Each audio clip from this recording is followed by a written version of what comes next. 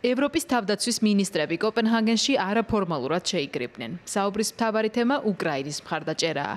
განსაკუთრებით კი ახლა, როდესაც სამშვიდობო მოლაპარაკებების ფონზე მოსკოვმა კიევს მკაფიო სიგნალი გაუგზავნა. ბალისტიკური რაკეტებითა და დრონებით ცაზე. ამ ნაბიჯმა მშვიდობის მოლოდინი გაუქრო მათ, ვისაც ბოლო დიპლომატიურმა ძალისხმევებმა მცირე იმედი გაუჩინა. ასეთები რთულად მოიძებნებოდნენ ბალტიისპირეთში, სადაც მომხდარმა მხოლოდ გაამყარა აზრი, რომ კრემლის ნდობა მიამიტურია. სამშვიდობო მოლაპარაკებების პერსპექტივა სულ მცირე გულუბრყვილოა, იმის გათვალისწინებით, რასაც პუტინი უკრაინაში ჩადის. ნახეთ, რაც მოხდა გუშინ, კიევში 23 ადამიანი მოკლეს, დაბომბეს ჩვენი დიპლომატიური მისია. პუტინი დროს საკმაოდ იაფად ყიდულობს, რათა მეტი ადამიანი დახოცოს. ეს არაა მშვიდობის ნება, ეს იმიტაციაა. ჩვენ კვლავაც იმ პოზიციაზე ვართ, რომ უკრაინისთვის უსაფრთხოების საუკეთესო გარანტია ნატოში გაწევრება იქნებოდა, მაგრამ რადგან ამას დრო სჭირდება, სხვა გამოსავალიც უნდა ვიპოვოთ. ესტონეთმა თავიდანვე თქვა, რომ თუ საუბრობთ ნებაყოფლობით კოალიციაზე, მაშინ ჩვენ მზად ვართ ცეცხლის შეწყვეტის შემდეგ დაუყოვნებლივ შევიტანოთ წვლილი. ჩვენ უკვე განვიხილავთ ასეულის დონის ქვედანაყოფის გამოყოფას და მზად ვართ განვათავსოთ კიდეც. ამერიკის შეერთებული შტატები აუცილებლად უნდა იყოს ჩვენს გვერდით. ფიქრობ ეს ყველასთვის ნათელია და უნდა გვესმოდეს, რომ ამჟამად არ გვაქვს ნათელი წარმოდგენა თუ როგორ იქნება ყველაფერი.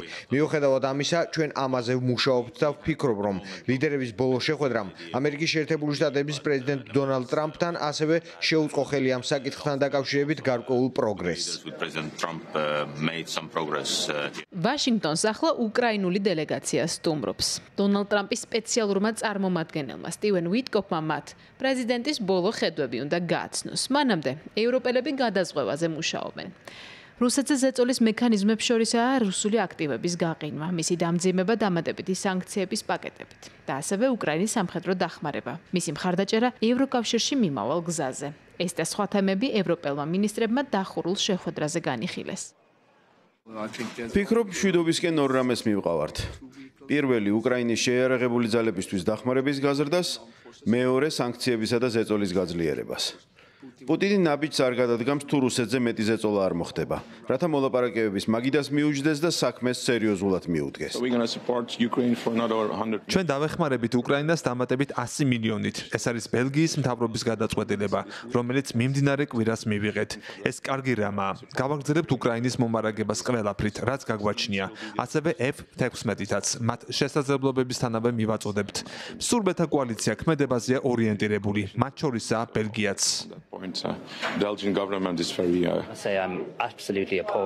თავზარდაცემული ვარ რუსეთის ქმედებების გამო, მათ შორის კიევში ევროკავშირის დელეგაციაზე საჰაერო იერიშის გამო. ეს შედეგების გარეშე ვერ ჩაივლის. ჩვენ რუსი დიპლომატების მიმართ დემარში ირლანდიაში უკვე გამოვხატეთ. მნიშვნელოვანია, რომ მთელი მსოფლიო ერთხმად საუბრობდეს. ეს ვენის კონვენციის სრული უგულებელყოფაა. ნათელია, რომ ვიდრე მსოფლიო უკრაინაში ომის დასასრულებლად მშვიდობაზე, დიალოგსა თუ დიპლომატიაზე საუბრობს, რუსეთი აგრძელებს ტერორსა და მოქალაქეებზე თავდასხმას. ცეცხლის შეწყვეტის მიმართ კი ნებას სრულიად არ ავლენს. სწორედ ამიტომ უმნიშვნელოვანესია ევროკავშირმა განვიხილოთ რუსეთისთვის სამომავლო სანქციების საკითხი. attacking a civilian population, showing no willingness for a ceasefire. აქტუალობას არ კარგავს უკრაინისთვის უსაფრთხოების გარანტიების უზრუნველყოფაზე მსჯელობა. ევროპელებმა კარგად იციან, რომ ამ ხრივ მეტი დატვირთვა მათზე მოდის, თუმცა ამერიკის შეერთებული შტატები შუამავლობა მნიშვნელოვან ფაქტორად მიაჩნიათ. მით უმეტეს, რომ ვაშინგტონმა ამ ხრივ თანხმობა უკვე განაცხადა. დეტალები ზუსტდება. მინისტრები ვთანხმდებით, რომ უსაფრთხოების გარანტიები უკრაინისთვის უნდა იყოს მტკიცე და სანდო. ამერიკამ ძალიან მკაფიოდ თქვა, რომ ევროპამ ამ ომში მეტი უნდა გააკეთოს. ჩვენ გავცემთ მეტ სამხედრო დახმარებას უკრაინისთვის. უშუალოდ უსაფრთხოების გარანტიების თაობაზე კი ამერიკის შეერთებული შტატები მზადაა უზრუნველყოს დახმარება. თუმცა ლომის წილი საკუთარ თავზე ჩვენ უნდა ავიღოთ. მზად ვართ ეს შევასრულოთ. აღსანიშნავია, რომ უკრაინის თავდაცვის ინდუსტრია უნდა შემოვიტანოთ ევროპაში. ამას მოჰყვება სამუშაო ადგილები, მეტი ინვესტიციები. ეს საჭიროა, რადგან უკრაინამ დიდი გამოცდილება მიიღო ფრონტის ხაზზე. შესაბამისად, ევროკავშირის ინტერესშია უკრაინა ევროპის ნაწილი იყოს. მე ასევე მოხარული ვარ, რომ ევროკავშირში არსებობს ფართო მხარდაჭერა იმისა, რომ ცეცხლის შეწყვეტის შემდეგ გავზარდოთ ევროკავშირის სამხედრო მისიის მანდატი უკრაინაში წვრთნების უზრუნველსაყოფად. ჩვენ ვართ უკრაინის შეიარაღებული ძალების ყველაზე მსხვილი კონტრიბუტორები წვრთნებისა და სწავლების თვალსაზრისით. გავწვრთვენით 80,000-ზე მეტი სამხედრო. უნდა ვიყოთ მზად მეტის გასაკეთებლად. უკრაინის თავდაცვის კომპანიებში ინვესტიციის გარდა ისინი უნდა მოვიწვიოთ კიდეც ევროპაში. იმედი მაქვს მალე მეც ვიტყვით იმის თაობაზე, თუ რის წარმოებას გეგმავენ უკრაინული თავდაცვითი კომპანიები დანიაში. უკრაინულ კომპანიებს უნდა მივცეთ შესაძლებლობა იმუშაონ აქ და ეს მალე უნდა მოხდეს. ის გაკვეთილი, რაც უკრაინამ ფრონტზე მიიღო, გამოგვადგება ახალი შესაძლებლობებისა და გზების აღმოჩენაში. უკრაინისგან ბევრი გვესწავლება, რათა უფრო ძლიერი ევროპული თავდაცვა უზრუნველყოთ. ძლიერი ევროპული თავდაცვის მისაღწევად ევროპის ქვეყნებს ვადა 2030 წლისთვის აქვთ დათქმული. ამას ბიძგი რუსეთის აგრესიამ მისცა უკრაინაში. ამავე მიზეზითაა, რომ ქვეყნებმა თავდაცვის ხარჯების უპრეცედენტო ზრდასთან ერთად უპრეცედენტოდ გაზარდეს უკრაინის თავდაცვის გაძლიერების ინტერესი.